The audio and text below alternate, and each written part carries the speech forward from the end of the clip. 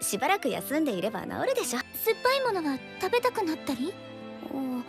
言われてみれば食欲はないけどトマトとか果物なら食べられるわね。ハウリン村でも同じことを言っていた人がいて。その人はどうなったんだ？おめでたでした。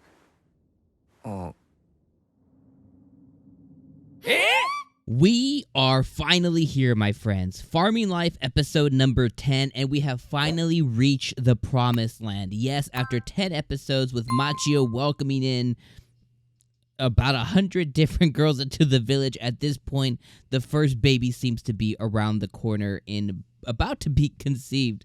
So at the end of the episode, we find out that Lucy, our girl, the resident vampire, seems to be finally like it's that she's pregnant. And there was some very subtle hints this episode, especially early on, where she had stated that she couldn't use her transformation magic. Basically, it sounded like her mana was being absorbed somewhere and kind of preventing her from, being able to use that. Then later on in the episode, she's bedridden, she doesn't feel good, morning sickness, things like that. She has weird cravings, and I like how Senna, at the end of the episode, which is one of the Howling Beast girls, she's explaining, she's like, we have similar events like this all the time in the Howling Village, and Machio is just like, what ends up happening? She's like, we end up congratulating a baby.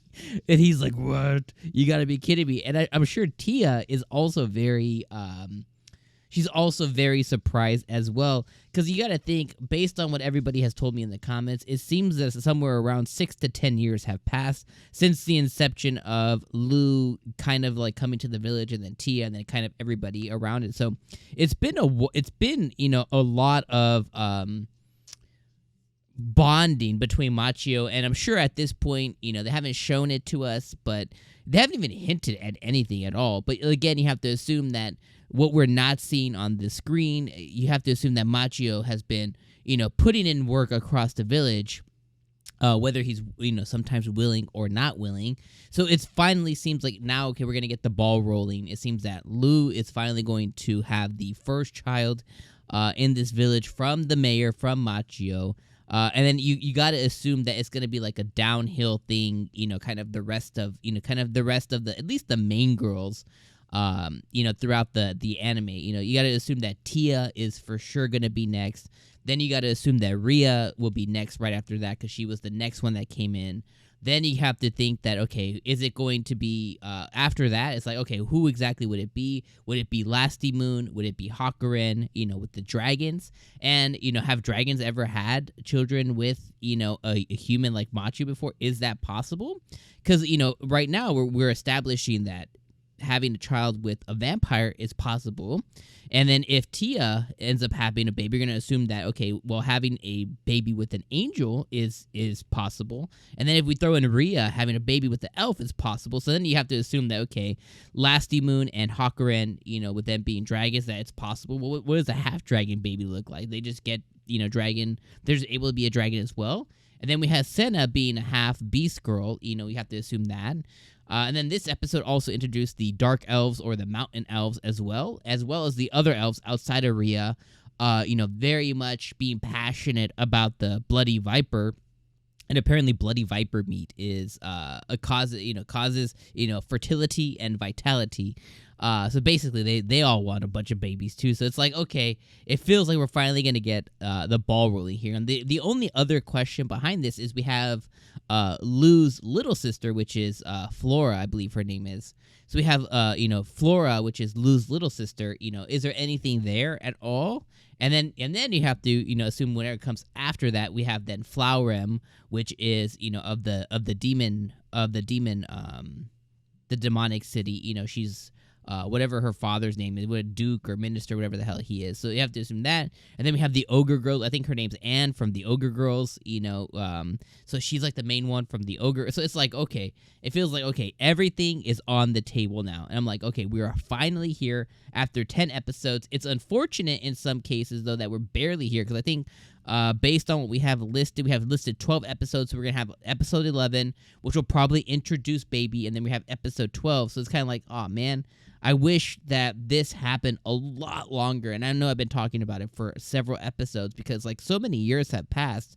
It's like, okay, it's almost impossible, for Machio not to have bonded, multiple times over, a course of his 8-year run, 10-year run, however much time has passed now.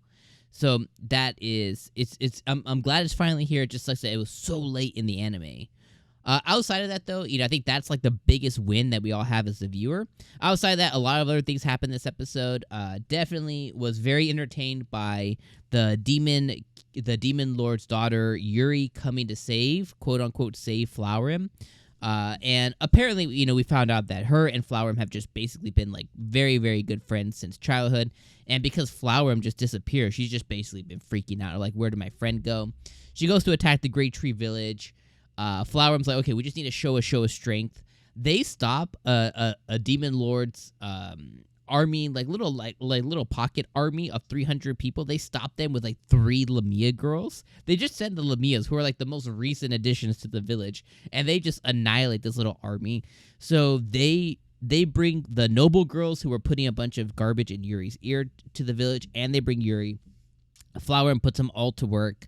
And the girls, the noble girls, they're now called the town hall girls. They end up basically just helping Flower with all the paperwork and everything. And they end up staying there at the end of it of their own volition. At first they're trying to escape and everything, and then they end up staying there, which I thought was very, very entertaining.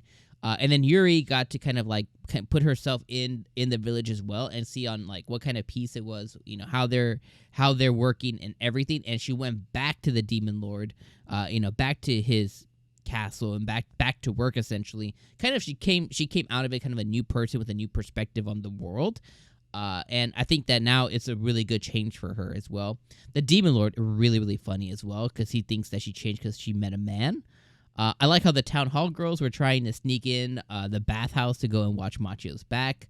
I like how Flowerim's like, you're gonna die, It's like, you're on the bottom of the food chain. You can't just go and try and sneak your way to the top. So I thought that was hilarious. And then the last thing I kind of want to touch on is just, I know I said it already, but the dark elves moving in, or the mountain elves as they call them.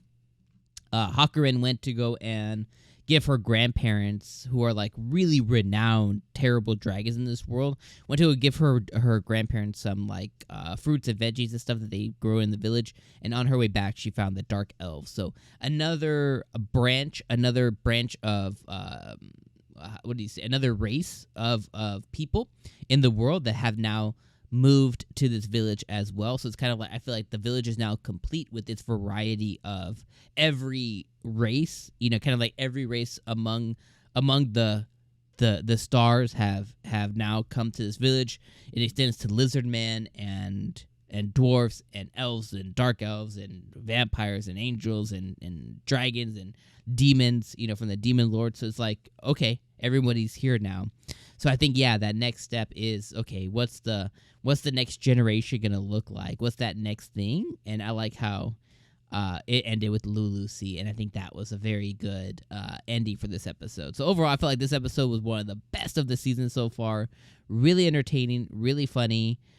Even them discovering a new dungeon, Zabuton's kids and the dogs going out, like all of it, like just it really nailed it this episode. So overall, I think this episode was absolutely fantastic. 9 out of 10, easy, and definitely one of the favorites of the season so far. I think this was just a really entertaining episode, and I definitely love the ending. I can't wait to see what happens next week. All right, I'm gonna leave you guys on those thoughts there. Let me know anything I missed or anything you want to point out that happened this episode. For those who have been keeping the timeline, thank you guys so much. Drop me down in the comments below how much time has passed now. It's kind of like what year are we in now? Let me know in the comments below. I think we're probably in year 9, maybe year 10, but let me know in the comments below. And of course, I'll see you guys next week for episode 11. Will we see the baby be born? All right, see you guys next week. Peace.